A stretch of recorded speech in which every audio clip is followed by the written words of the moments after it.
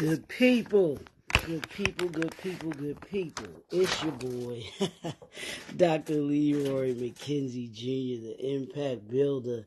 It's another day in the neighborhood, another day in the brand new neighborhood. Would you be mine? Could you be mine? Would you be my neighbor? Yeah, if you don't know that and you don't know who that's from, then you're too young to be. Y'all know the routine. You're too young to be on my page. I'm sorry, y'all. I had a flashback. I had a Mr. Rogers flashback there for a second.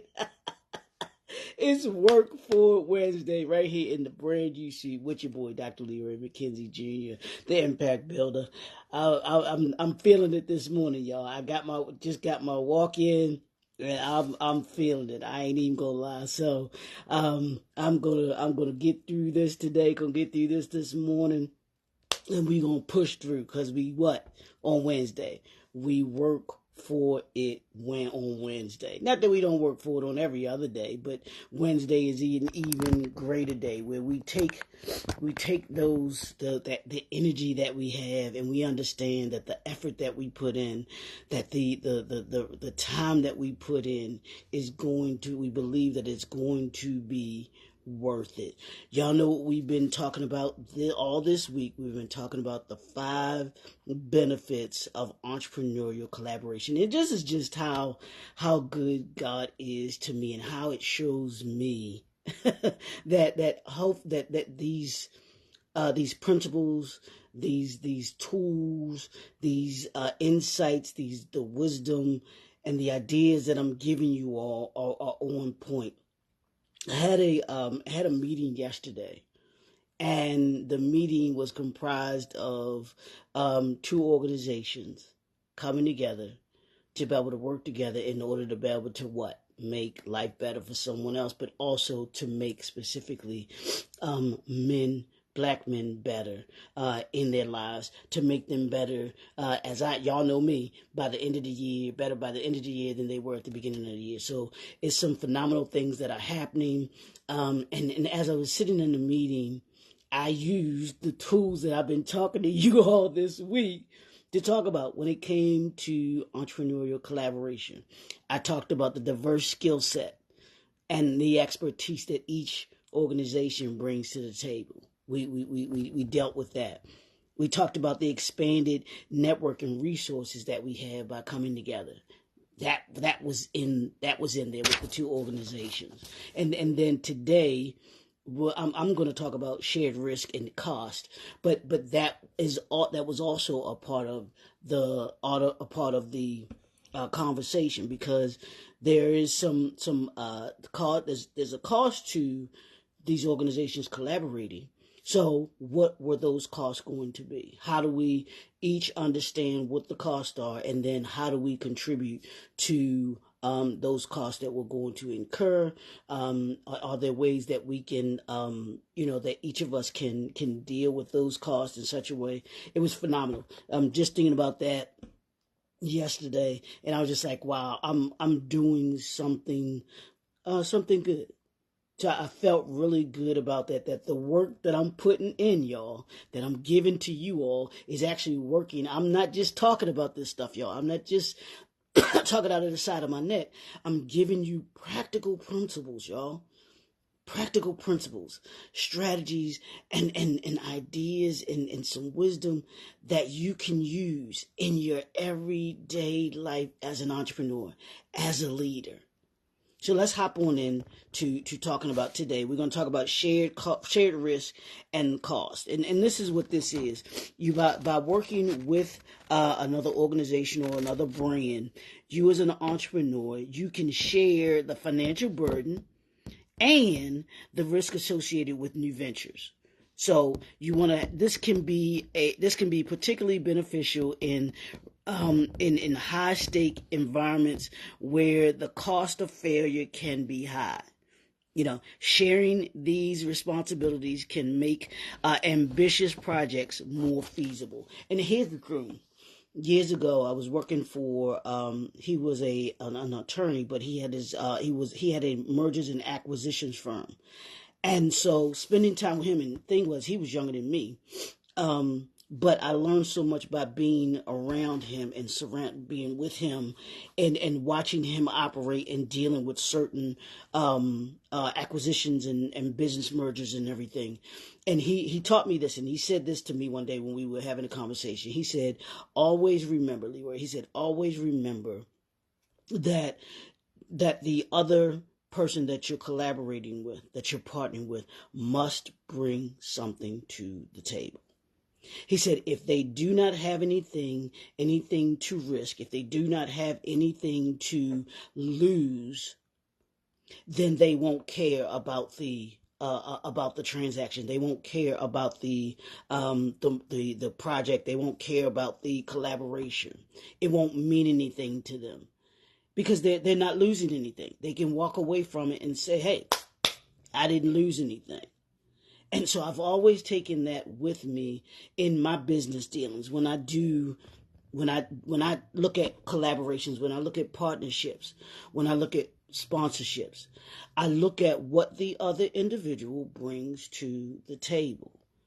Are they willing to put up a portion of the risk factor? Are they willing to put up a portion of the cost factor from their end?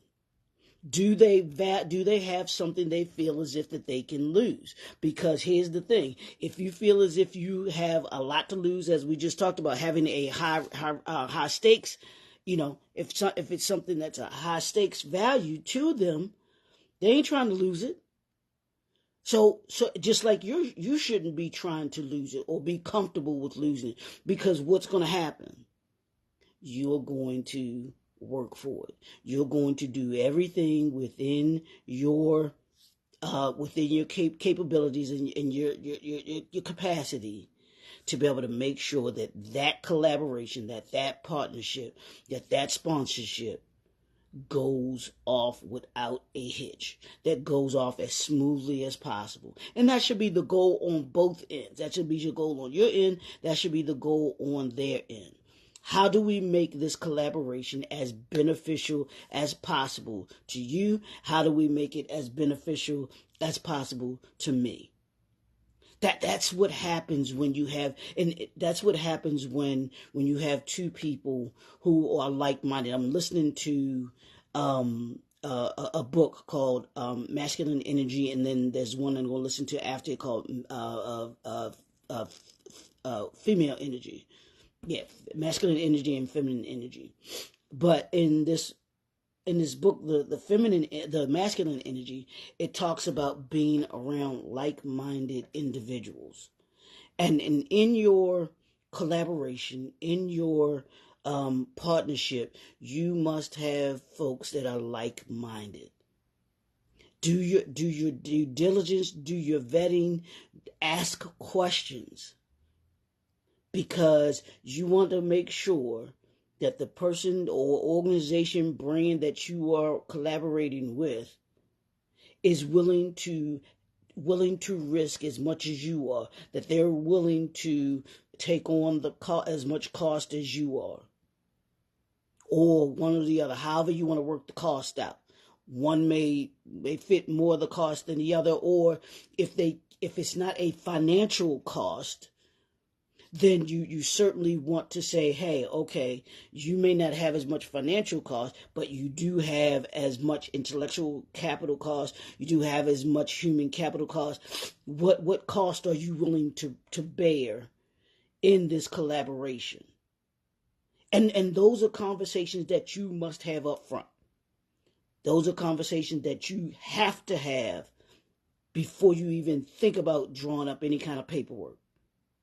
If you're going to be successful in this collaboration, this entrepreneurial collaboration, this entrepreneurial partnership, you must be willing to take a risk, and they must be willing to take a risk. You must be willing to absorb certain costs, just as they must be willing to absorb certain costs. And in our conversation yesterday, we were talking about boards and with nonprofits, and one of the things that each of us agreed on was that a nonprofit board to be on the board, you have to be able to, you have to have a certain status. You have to have a certain, ability to be able to bring in money, and you got to have certain resources that you bring in. We talked about that yesterday, about resources. But also being on a board, there's certain risk factors and there's certain cost factors that come with that. And so you want to have people, whether it's on your nonprofit board or on your profit board, whether those individuals are willing to take risk and they're willing to absorb cost. So you want to make sure that the people that you're surrounded, I call it my circle of impact. Who's in your circle of impact? That's your homework for today. When it comes to your shared risk and your cost, who's in your circle of impact? Who's in your circle of impact, and what are you willing to risk in your collaboration? I want you to think about that today. What risk are you willing to take?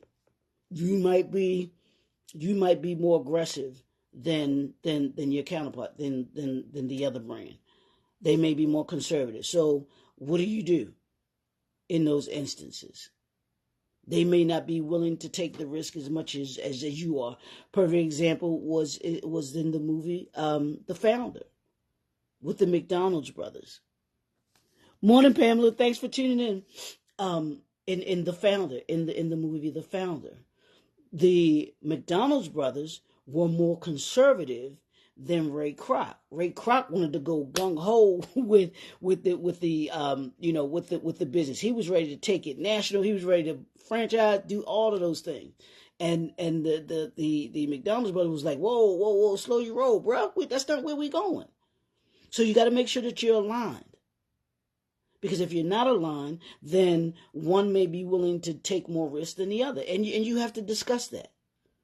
You have to have those conversations. No, are those conversations going to be easy? No, they may be knocked down, drag out conversations because you want one thing, they want another thing. But there has to be either a common ground that you can come to and say, okay, well, I can up my risk a little more if you're willing to come down on your risk a little more. It's going to cost us this, and I'm willing to put in this amount of money, and you can say I'm willing to put in this amount of money from a cost perspective. Or if it's not a cost thing, it may be some human capital. I'm willing to, okay, I can get someone that can do this for us, which will alleviate some of those costs. You may be able to do some things that will, from a cost factor, you may be able to have resources that allow you not to be able to cost you as much. So from that standpoint, it can be less of a cost for you, or equal cost to somebody putting financially to the collaboration. But you got to sit with that. I want you to think about that today. What are you willing to risk? What's the risk factor that you're willing to put up in a collaboration? And then what's the cost factor? Are you willing to pay, what cost are you willing to go to?